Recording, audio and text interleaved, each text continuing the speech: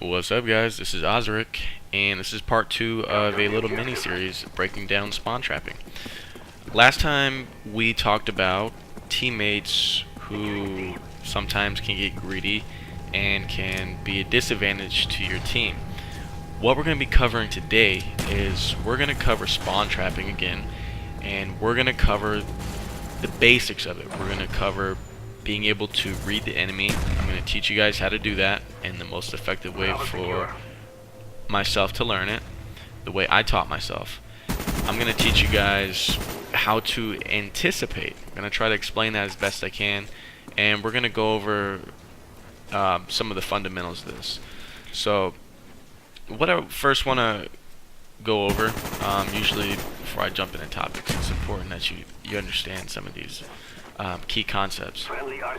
When I'm trying to read a team, you have to understand that every Call of Duty map, you need to think of it like a grid.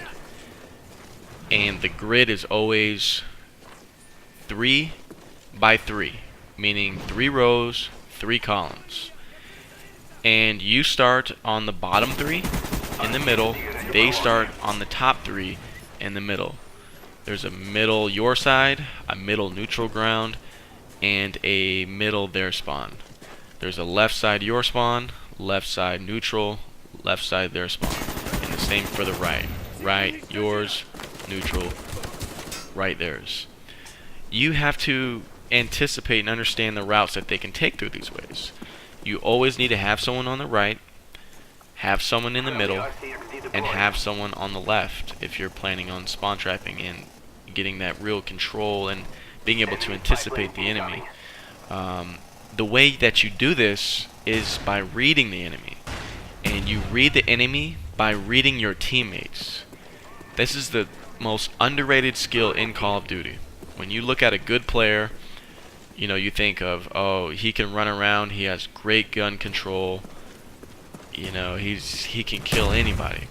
When a real good player, when you're talking about someone that is outstanding, reads the map, reads his teammates, and anticipates the enemy exceptionally well. And this is what I'm going to show you guys. When you look at the team, your team, you have to look at their position. You have to understand where they're looking. There's a reason that they have arrows that are green and showing the direction that they're in.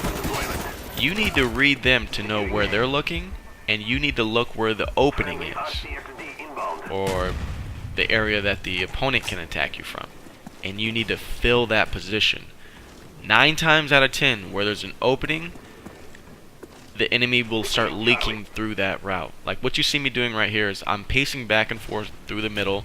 I have a motion covering the 2 right side flanks through those 2 passageways, and I patrol the left in the middle.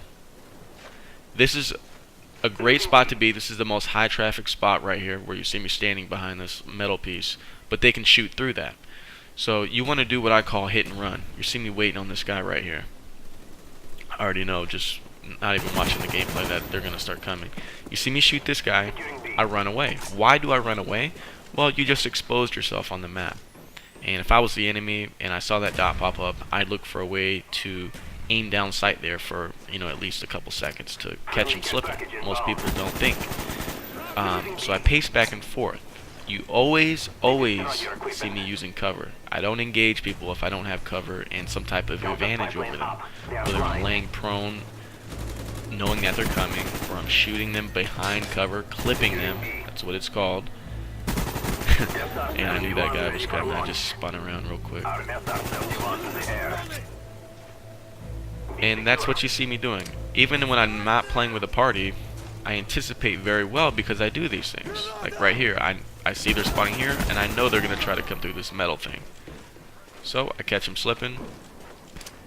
I go back here and I kill this guy. He's just looks like he's AFK or something. Now we're back in our spawn trap. Look how I use the cover to my advantage right here. Every time I shoot, I'm behind cover. I think that's probably going to be my next video. I have a grid match showing a perfect textbook example of how to use cover. And that's probably what I'll do. But being able to read your enemy is number one. Being able to anticipate the enemy comes from filling the gaps and understanding that they'll go where your teammates are not. See these little RC cars around here. RC cars pretty good if you have some type of containment over your opponent and you know where they're going to be. But don't use RC cars if you know you're playing with a bunch of randoms. It's just going to be real hard to find people. You spend more time driving than you do, actually effectively holding in position with your gun. I get lucky right here. This guy should have had me. Another thing I want to tell you guys is when you see your teammates in an area, like say I'm standing here, don't come up behind me. Same as if I have teammates, I don't go up behind them. The reason is you need multiple lines of sight. You know, if you have bad teammates, it might be a different, you know, to get killed in second chance. If you have bad teammates, it might be a different story. You know, maybe they can't win gunfights and you have to compensate. But that's where the 3-tier system comes for spawn trapping. Or, you know, it's probably a 3-tier system for defensive play. If you have a strong team, you go for level 3, which means you push all the way up as far as you can go without flipping the spawn. If your team's mediocre or you're playing against a really good team, you always go for a level 2 spawn trap.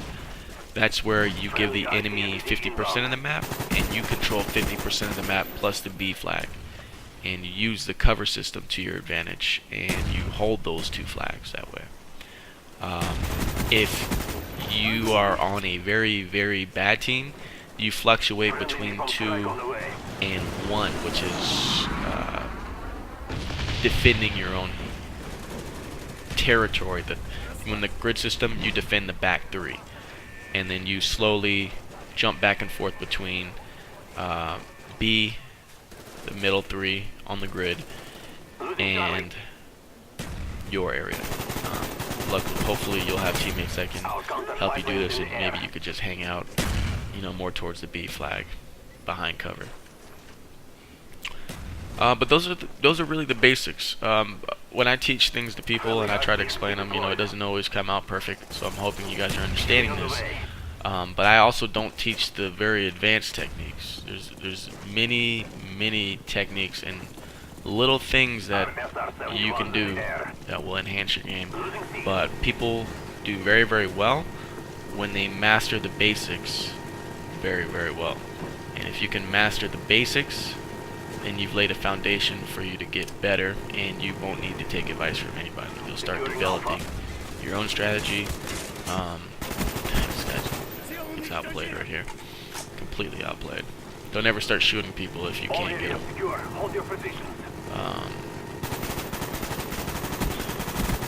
What else do I want to talk about here?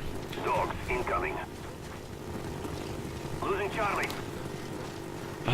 Oh yeah. Let's talk about the direction of the channel. I sat down and thought about it the other day. I was like, well, what can I do here? I originally created this channel to help people and basically help them get better. You know, for a lack of words. And I think what I'm going to start doing is I'm going to start breaking down each individual map the way that I play it, and the techniques incorporated in that. You know, I'm talking about the grid system I use for reading the opponent. I'm talking about, you know, the spawn trap spots, the points of advantage. That's the biggest thing, is you need to know where you have advantages over the opponent, and most people don't. So I'm going to go over that for you guys, but this is Oz, and stay tuned.